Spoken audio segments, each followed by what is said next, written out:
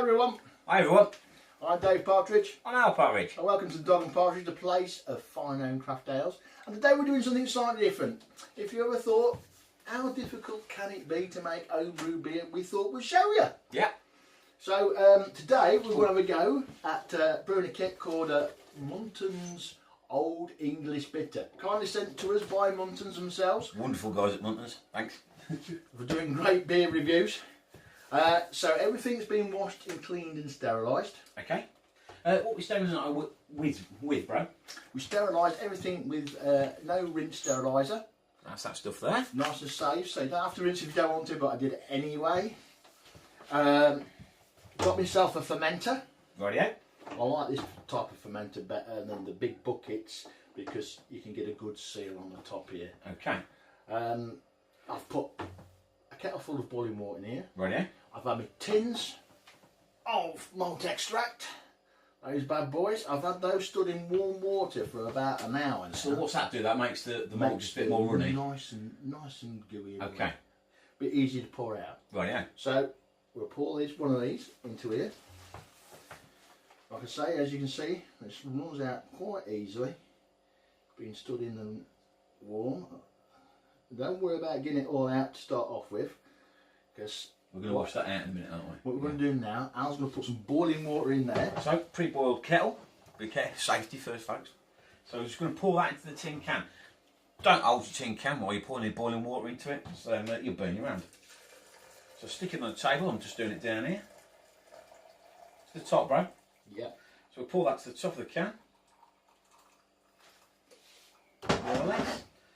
Pour the other one.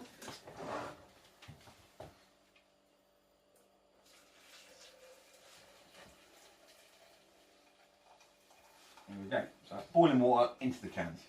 Give the cans a good old stir. Make sure the malt extract gets nice and dissolved.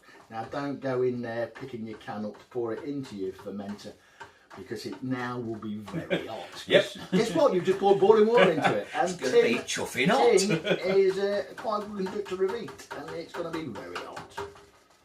So that first one. I'm going to let you pour that in there then, mate. This is going to be the second one. You'll find out, you'll be able to tell when it's dissolved, because obviously it will stop sticking to the bottom of the blooming tin. So we'll pick those up. Turn around the can then. With a Bateman's bar tab that came in handy here. And add that to the barrel that we've already added the malt extract to. Number one. Now, number two, keeping my fingers on my towel. And there we go.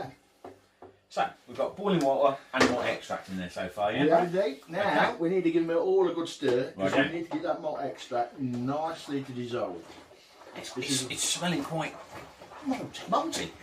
basically, yeah. Keep on stirring, and when you find that your spoon moves easy, you'll be able to find out that it will be all So that's dissolved. more dissolved sort of thing, yeah. You want it dissolved. A good few minutes, good stir. It's also putting air into the malt extract as well. That's also helping. Yeah, that's just about done now. That's all there is to it, really. So that's all the kits really. So a couple of tins of malt extract, boiling water. So what are we doing now then, bro? We put cold water in there. We've dissolved the malt extract, so we need now. Probably going to have to put this on the floor, so it might be staying on camera for a minute. You want me to pick that up, or are you picking that up? I can put that up. Ready? So bro's now pouring. Here we go. Filling that big barrel up with cold water. Already measured out 20 litres of cold water. We put 3 litres of boiling water in the bottom there. What I'm just going to do is just going to angle the camera down a little bit. There we go. So you can see what's going on. So yeah, all he's doing now is pouring the cold water into the mixture and pouring it up to the top. Obviously I've got this water from my natural spring outside. Is it Burtonised? It's not fertilised water, no. It's just pure There we Anglian go, water. that's that filled back up. Once that's in there, lovely. There we go. You can see that's nicely. Oh, sorry. I'll lift this up. Actually. So we're coming back on the table. Yep. Once that's in there, we get our paddle and give it a good old stir again, making sure it's all nicely mixed up. Also stirring that oxidizes it as well, which also helps. So that's basically it, there's nothing else to put in there then? Oh no, it's the yeast. Ah, We put that in there now. We didn't put that in there when we had the boiling water because it would have been too hot. Now, get a little sachet of yeast. Just send that with the kit. Put that in there. And that's the real precious thing. Okay. Give it another good stir. And that's it. That's all there is to it, really, for now anyway. So that's it. So what do you do now then, bro? Just put the cap on? Put the cap on. Try not to let the air to it too much. Don't really take the cap off again. With this airlock on here, you see there, you can see when the water comes through there, air comes through. So there's a bubble there. Yeah. Now, because I'm getting a good seal here, probably within about 24 hours, we'll start getting bubbles passing through there. And that's just the beer fermenting. That's the beer fermenting.